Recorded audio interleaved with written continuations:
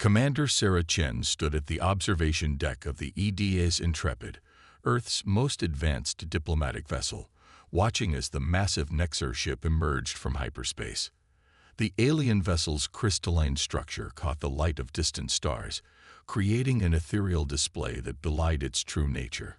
After centuries of wondering if humanity was alone in the universe, first contact had finally arrived in 2185. The initial transmission had come 3 months ago, a series of complex mathematical sequences that Earth's best cryptographers had worked tirelessly to decode. The message seemed peaceful, expressing a desire for cultural exchange and scientific cooperation. The Nexar presented themselves as an advanced civilization, eager to welcome humanity into the galactic community. "Commander," Lieutenant Maya Patel's voice came through the comm system. "The Nexar representatives are ready for transport. They're requesting permission to board." Chen straightened her uniform, pushing aside the nagging doubt that had been growing in her mind. Something about the Nexar's eagerness to share technology felt off. "Permission granted. Have security teams maintain standard protocols. Friendly, but vigilant." The Nexar delegation materialized in the Intrepid's reception chamber. Tall, elegant beings with silvery skin and multiple sets of arms. Their leader, High Minister Vexthor, moved with an almost hypnotic grace. "Commander Chen," the alien's voice resonated through the translator, "we bring greetings from the Nexar Collective." Over the next several hours, Chen led the diplomatic talks, discussing everything from cultural exchange to technological cooperation. The Nexar seemed particularly interested in Earth's natural resources, especially our planet's unusual abundance of liquid water and rare Earth elements. But it was during a brief recess that Chen noticed something concerning. While reviewing the sensor logs, she spotted unusual scanning patterns from the Nexar vessel, deep planetary scans that went far beyond diplomatic protocol. She quietly dispatched a message to Earth's Defense Command. The next day, High Minister Vexthor made what he called a generous offer. The Nexar would help Earth advance its technology by centuries in exchange for minimal resource rights and the establishment of Nexar bases on Earth. The offer came with an oddly specific deadline of 72 hours for acceptance. That night, Chen couldn't sleep. Something about the Nexar's behavior reminded her of old Earth history, of powerful nations offering protection to smaller ones right before colonization. She began digging deeper into the Nexar's transmissions, using advanced decryption algorithms. What she found chilled her to the bone. Hidden within the seemingly peaceful diplomatic messages were military coordinates and invasion plans. The Nexar weren't offering partnership, they were preparing for conquest. Their generous deadline was merely to give their battle fleet time to arrive. Chen immediately called an emergency meeting with her senior staff. "The Nexar think we're primitive," she explained, showing them the decoded transmissions. "They've been scanning our visible technology levels, but haven't detected our quantum defense grid or the fusion cannon installations on Mars. They have no idea about Project Prometheus." Lieutenant Patel's eyes widened. "They don't know about the orbital platforms either, or the antimatter facilities on Titan." "Exactly," Chen said, a grim smile forming on her face. "Humanity learned long ago to keep our best weapons hidden. We've been preparing for this possibility since we first looked to the stars." She opened a secure channel to Earth Defense Command. "This is Commander Chen. Authorization Delta 79. Implement Protocol Sanctuary. The Nexar aren't here for peace. They're preparing for invasion, but they've made a critical mistake." She paused, looking at the magnificent Nexar ship through the viewport. "They think we're defenseless. It's time to show them how wrong they are." As Chen's warning reached Earth, defense installations worldwide began powering up. Hidden shipyards on the far side of the moon activated, revealing vessels far more advanced than anything the Nexar had seen. Humanity had anticipated this day might come, and they had prepared accordingly. The Nexar would soon learn that appearing primitive was humanity's greatest deception. When High Minister Vexthor returned the next day, Expecting to find a compliant species ready to submit, he would instead discover that humans had been playing a very long game indeed. Commander Chen stood ready at her post, knowing that the next few days would reshape the galaxy's understanding of humanity forever. The Nexer thought they were dealing with primitive beings who would bow to superior technology. Instead, they were about to face a species that had turned paranoia into preparation and caution into strength. The real first contact war was about to begin, and humanity was ready. Dr. Marcus Rivera stood in the heart of Olympus Base, carved deep within Mars' Valles Marineris, watching as dormant systems hummed to life. Red warning lights bathed the massive underground chamber in a crimson glow as technicians rushed to activate defenses that had remained hidden from alien eyes for decades. "Status report," he called out, his voice echoing through the cavernous facility. The holographic display before him showed hundreds of stealth satellites dropping their camouflage fields around Earth, Mars, and key points throughout the solar system. "All Prometheus units coming online, sir," reported Dr. Yuki Tanaka, his chief engineer. "Quantum shields at 100% capacity. The Nexer still haven't detected our activities." She smiled slightly. "Their scanning technology is entirely focused on conventional energy signatures. They're blind to our zero-point energy systems." The facility shuddered as massive doors opened in the Martian cliffs, revealing squadrons of ships that no alien race knew existed. The vessels were smaller than the Nexer's massive warships, but packed with technologies that humanity had developed in secret, paranoid of the day aliens might arrive with conquest in mind. Back on the EDS Intrepid, Commander Chen was putting on a masterful performance. "High Minister Vexthor," she addressed the alien leader, maintaining a carefully crafted appearance of nervous deference. "Surely we can negotiate better terms for this partnership." The tall alien's silver skin rippled with what Chen recognized as amusement. "My dear Commander, you must understand that these terms are already quite generous. Our scans show your civilization has barely mastered basic fusion power. The technology we're offering would advance your species by centuries. The Nexer battle fleet will arrive in 36 hours, Lieutenant Patel whispered in Chen's earpiece. "Olympus Base reports all systems ready. Earth Defense Command awaits your signal." Chen nodded imperceptibly. "Minister Vexthor, before we continue these negotiations, perhaps you'd be interested in a tour of one of our lunar facilities." A gesture of good faith. The alien leader agreed, exactly as planned. Hours later, as their shuttle approached the moon's far side, Vexthor's demeanor changed dramatically. Where humanity had appeared to have only a small research station, massive shipyards now decloaked, revealing vessels of war that rivaled anything in the Nexer fleet. "What is this deception?" Vexthor demanded, his synthetic voice crackling with anger. Chen smiled coldly. "Not deception, Minister. Preparation.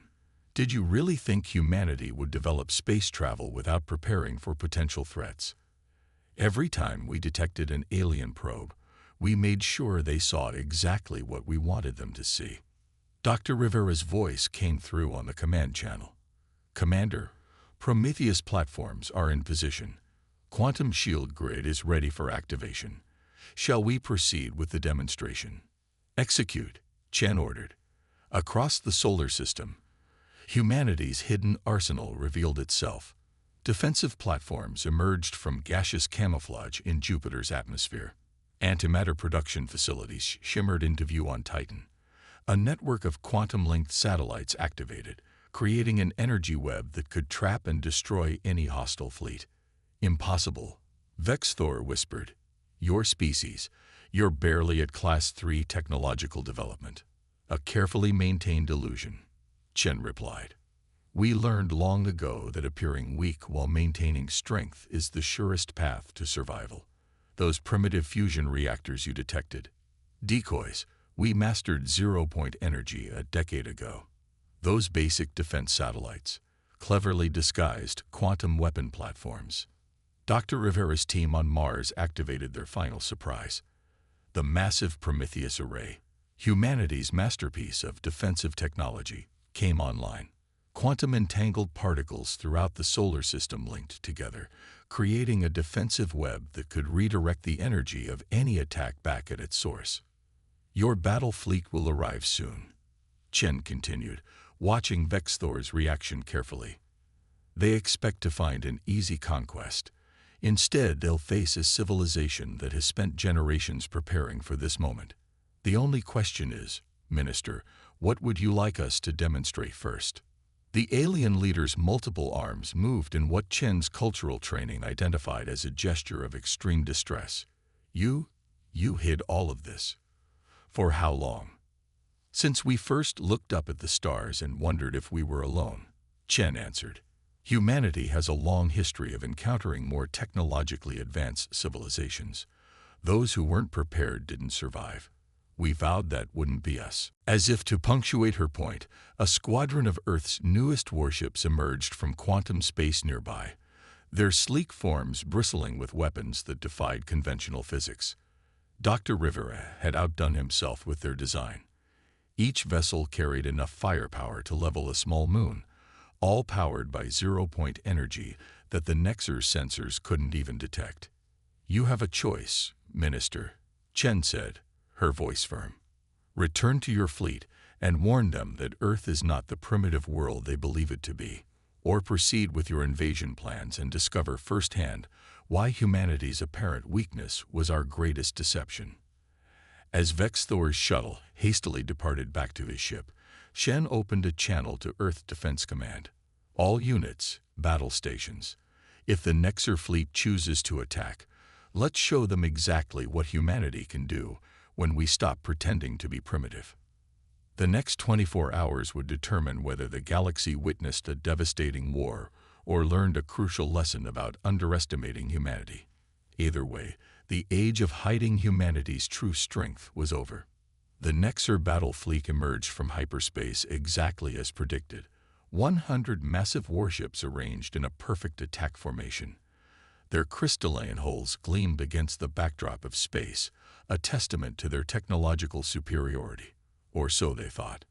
Commander Chen watched from the bridge of the newly revealed EDS Artemis, Earth's true flagship, as tactical displays showed the Nexer fleet's approach. They're maintaining combat formation, Lieutenant Puddle reported. No response to Minister Vexthor's warning. Pride, Chen muttered. Even with proof of our capabilities, they can't accept that we've deceived them. She opened a channel to all Earth forces. Remember your training. Execute Shadow Protocol on my mark. Dr. Rivera's voice came through from Olympus Base. Commander, Quantum Web is fully operational.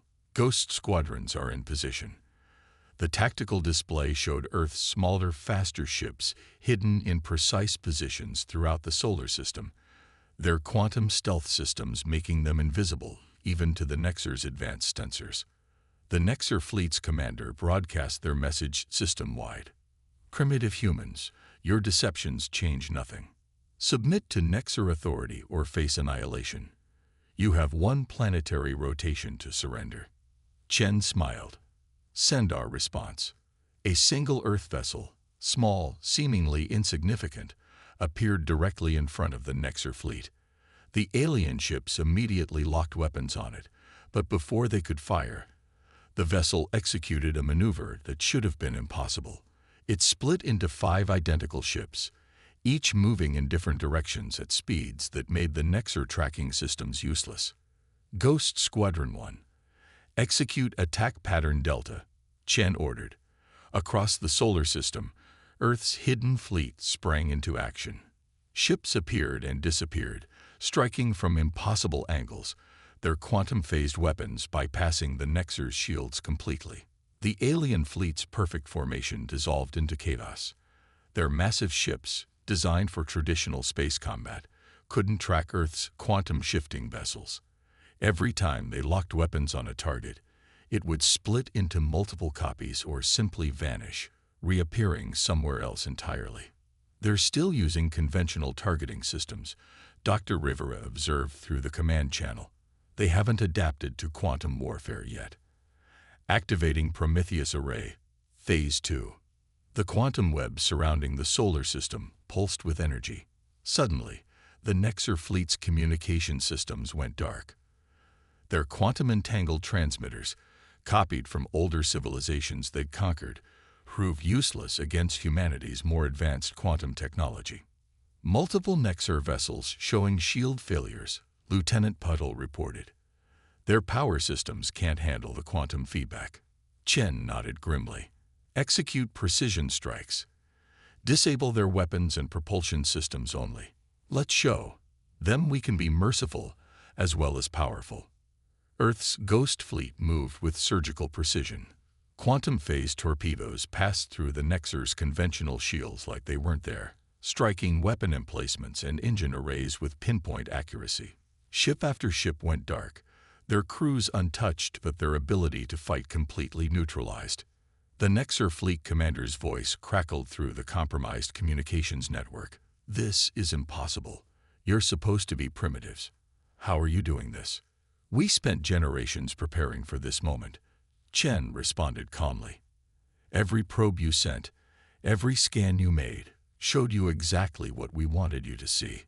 While you were looking for radio signals and fusion reactors, we were perfecting quantum physics and zero-point energy. A massive Nexer dreadnought attempted to launch a desperate attack, firing its main weapon at Earth. The beam never reached its target. The Prometheus array activated, catching the energy in its quantum web and redirecting it back at the attacking ship, disabled its own weapons with surgical precision. Your entire culture is based on technological superiority, Chen continued, addressing the increasingly desperate Nexer commander. You never considered that another species might choose to appear weak while building strength in secret. Every primitive civilization you've conquered probably did the same thing. Showed you their public technology while hiding their true capabilities. The battle, if it could even be called that, lasted less than an hour. When it was over, the mighty Nexer fleet hung motionless in space, their ships disabled but crews unharmed. Earth's Ghost Fleet reappeared in formation around them, finally dropping their quantum camouflage to reveal sleek vessels that represented the true pinnacle of human military technology. Send word to your empire. Chen broadcast to the defeated Nexer ships. Earth is not what you thought we were. We're not interested in conquest or domination.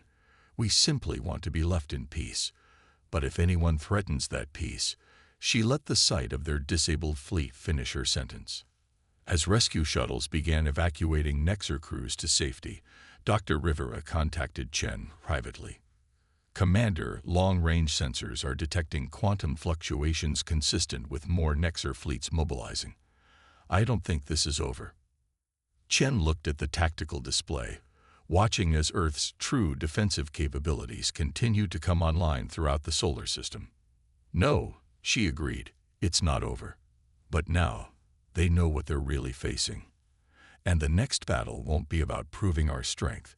It'll be about proving our wisdom. The galaxy was about to learn that humanity's greatest weapon wasn't their hidden technology or quantum weapons. It was their ability to appear harmless while preparing for the worst, and their choice to show mercy even when victory was absolute. 3 days after the first battle, Earth's quantum sensors detected what everyone had been expecting: the arrival of the Nexer Empire's main battle fleet. This time, there was no pretense of diplomacy. 500 capital ships dropped out of hyperspace, led by the massive flagship of Grand Admiral Zexnar himself. Dr. Rivera stood in the command center of Olympus Base, watching the holographic display with intense focus. They've adapted their shields, he noted, analyzing the sensor data. They're attempting to counter our quantum phase weapons. Commander Chen, now coordinating Earth's combined fleet from the EDS Artemis, received the data with a grim smile. They've learned from the first battle. But so have we. She opened a channel to all Earth forces. This is their full strength, everything they could gather in 3 days. They expect us to fight the same way twice. Let's disappoint them. The Nexer fleet's opening move was bold. They launched a massive barrage of energy weapons, trying to overwhelm Earth's quantum defense grid through sheer volume of fire. But instead of attempting to absorb or redirect the attack, Earth's defensive network simply shifted. The entire web of quantum satellites phased slightly out of normal spacetime, letting the barrage pass harmlessly through. Fascinating, Dr. Rivera muttered, watching the data streams. They've modified their weapons to operate on multiple quantum frequencies, but they're still thinking linearly. Lieutenant Patel, activate the Tesseract protocol. What happened next would be studied in military academies across the galaxy for centuries to come. Earth's Ghost Fleet didn't just split into multiple copies or phase through space. They began operating in four-dimensional space. Ships appeared to move backward through time, striking at the Nexer fleet moments before they actually moved. Others seemed to exist in multiple places simultaneously, their weapons firing from dozens of positions at once. Impossible. Grand Admiral Zexanar's voice boomed across all frequencies. You're violating the laws of physics. No, Chen responded calmly. We're just operating beyond the physics you understand. Your empire has spent millennia conquering and absorbing technology from other races. We developed ours ourselves, pushed by the very paranoia your kind created. Evolution doesn't just apply to biology, Admiral. It applies to civilization. The battle evolved into something that defied conventional description. The Nexer fleet, for all its size and power, was fighting an enemy that seemed to exist outside normal spacetime. Earth's ships didn't just avoid their attacks. They seemed to know where those attacks would be before they were launched. Quantum Precognition Network fully operational, Dr. Rivera reported. The AI is successfully predicting their tactical decisions 3.7 seconds before they make them. The turning point came when the Nexer fleet attempted to concentrate their fire on Earth itself. As their weapons charged, the Prometheus array activated its final protocol. Instead of defending against the attack, it linked the quantum signatures of all 500 Nexer ships together. When they fired, their own energy weapons created a feedback loop through their connected shields, overloading their systems.